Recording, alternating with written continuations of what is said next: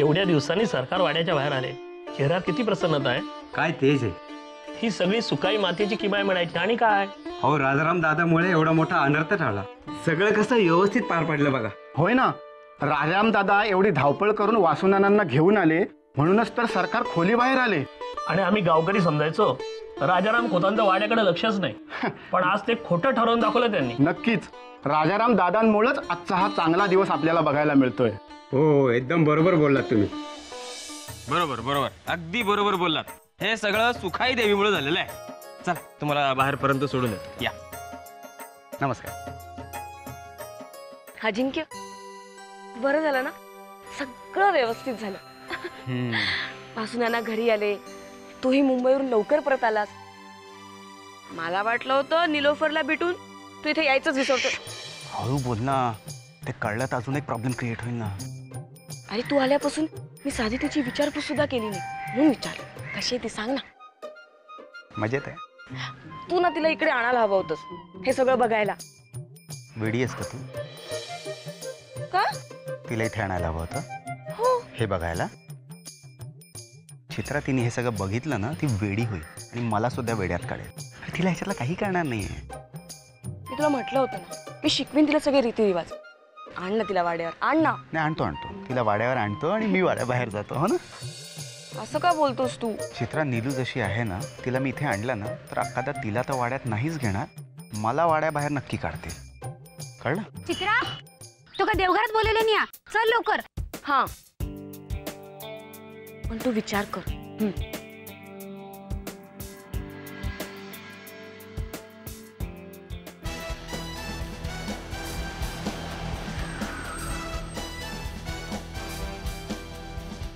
ह्यो बसतो रईसून सरळ जा. वाहण्याच्या पुढे गेलाय की नाही, काय पूल मिळेल त्याला.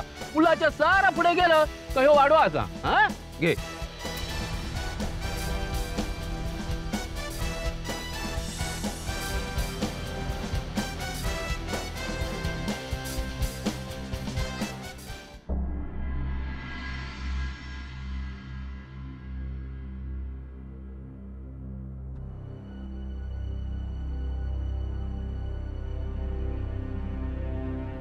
राजाराम खोत, सरकार बाहेर आले आणि सगळ्यांच्या जीवात जीव आला.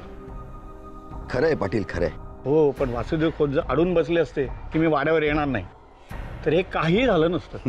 बरं झालं ते राजी झाले. हे सगळं त्या मोर्यामुळे शक्य झालं.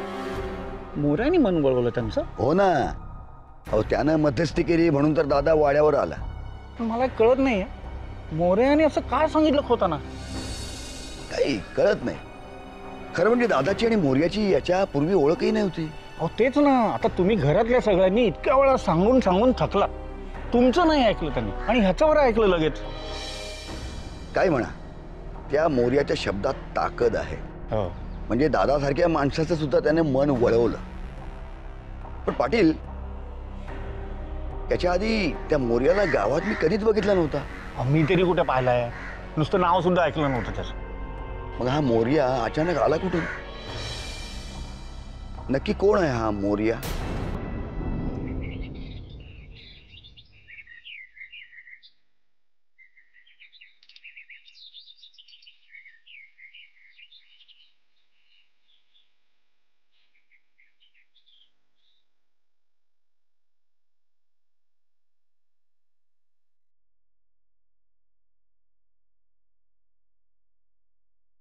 आज मी माझी सगळी विद्या शक्ती तुला देणार आहे, त्याचा तू सांभाळ कर. या विद्येचा उपयोग तू लोकांच्या भल्यासाठी कर. मला वचन दे, या विद्येचा तू दुरुपयोग करणार नाही. या गावात सरकारचा शब्द शेवटचा असतो आणि तो तुलाही बंधनकारक आहे. गुरुजी,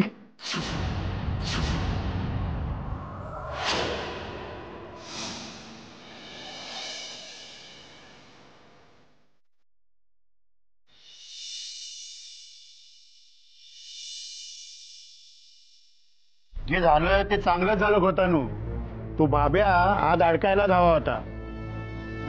त्या मनोरमानं लय चढवून ठेवला होता त्याला. तुमच्या आपलं मधल्यामध्ये मरण झालं.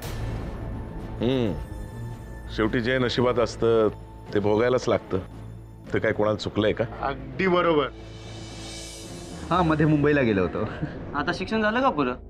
हो झालं, म्हणजे जो कोर्स करायला गेलो होतो तो पूर्ण झाला. पण शिक्षणाचं कसं असतं ना, आपण किती शिकलो तरी कमीच असतं. मंडळींनो, सरकार येतात.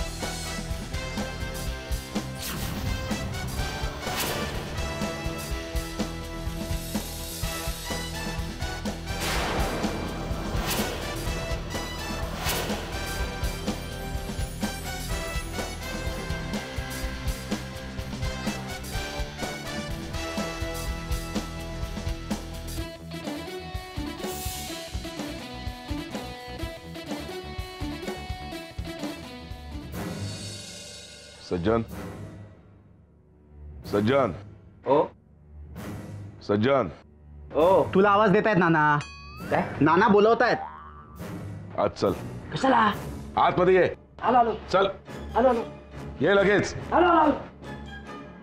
लवकर सांग तिला इथून घेऊन जा, आता खूप मोठा वेळ होणार आहे. चालेल चालेल. बसा ना बसा. हा